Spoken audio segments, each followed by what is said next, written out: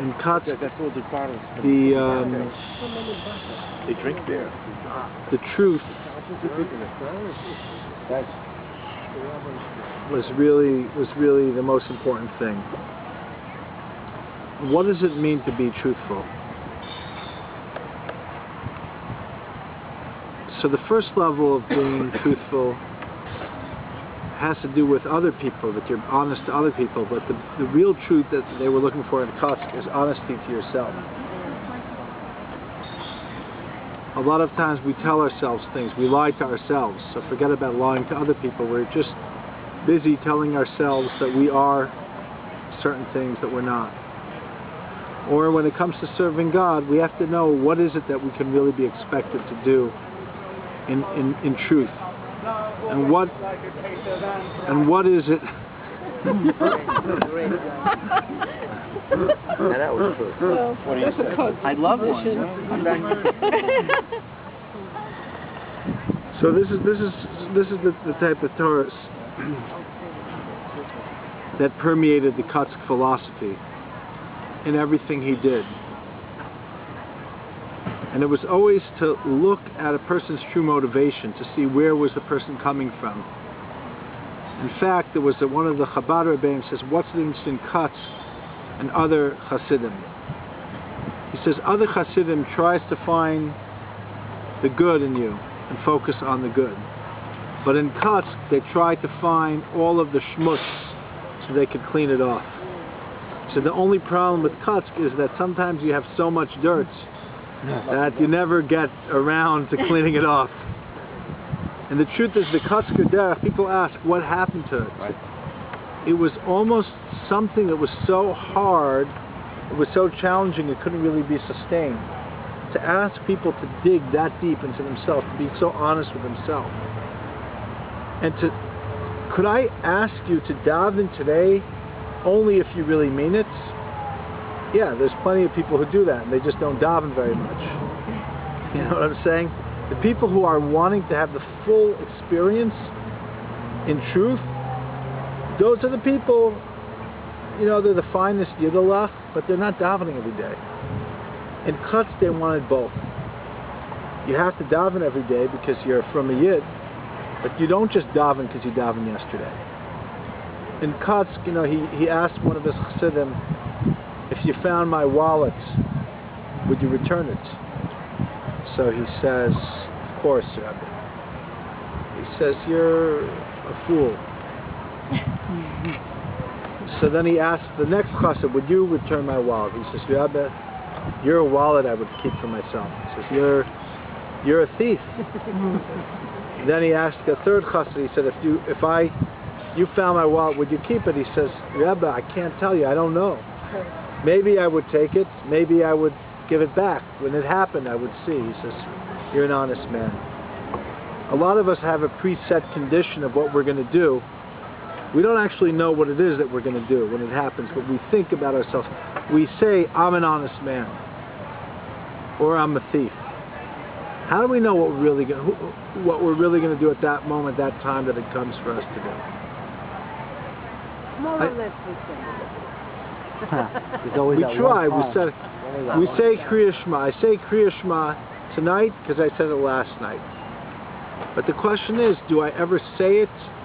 Like, not because I just said it last night, but because today I feel I was asked to do it today, like I was asked from Sinai to do it. We say Hayom. When the Torah was given, it says, before the Torah was even given, it says today. The sages say, B'chol Yom V'Yom, and every day has to be like it's new. So in Kotzker, in order to do it with feeling, in order to do it for real, in order to do it in truth, you have to find a way that every day it's like it's new. Shaloshina, so it shouldn't change. It shouldn't become old. There were some people who said that Chadash Aser, which means they were fighting the reformers and the people who had emancipation and were trying to change Judaism, and said anything that's new is forbidden. But in Kotzker, it was anything that's old and just old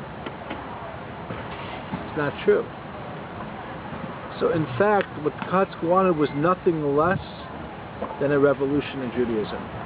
Not to change it to become something else, but to change it from the inside, that the experience was real, that the experience was valid. And in that, and we're going to talk about this next week, he had a disciple and a colleague who wanted to take it even to a new level and create the innovative Hasidic brand that would be like no other. And that was his Rosh Yeshiva and his contemporary, Mordechai Yosef Leiner of Ishbitz, who was the author of the Meshilach, who they say was mamish the only person really that the Kotzker could talk to, and the Kotzker suffered from some level of sadness or depression. And one week he was very depressed, and he called over his wife, or his family had Mordechai Yosef come over to talk to him and walk with him. And something happened that Shabbos that caused many Hasidim to leave Kotzk. Some people say up to 90% of the Hasidim left Kotzk after that incident that happened on Shabbos. Many of them went back to Kotzk later and went with Mordechai Yosef of Ishbitz to eventually start what would become Ishbitz Chassidus, a very different branch that nevertheless broke away from Kotzk, yet emphasized seemingly a total opposite of Kotzk.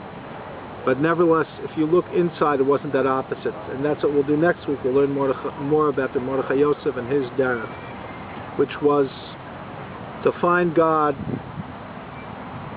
beyond just by keeping Shulchan Aruch. Seems impossible. Everybody knows that from a Yid there's only one way to keep. That's the difference. Lahavdil, one of the differences between a Jew and a Christian is that we believe in Shulchan Aruch. We don't believe that God said you don't have to keep Shulchan Aruch anymore and you could just believe in a Yashka or some other thing like that. You need to keep Shulchan Aruch. So Mordechai Yosef didn't deny the authority and the power of the Shulchan Aruch, but he said there's a dynamic that we have to be aware of. There's the Ratzon Hashem, there's the will of God. There's the will of God as revealed in the Shulchan Aruch, but then there's the Ratzon Hashem that is mamish you have to tap into as an individual, not just as a follower of the Shulchan Aruch. Very controversial, but nevertheless, even though it was different than Kotzk, it came out of that same component, trying to uncover the inner reality and not just to accept the external form. So that's what we'll do next week. Is that it? That's it. Shabbos. Thank you very much.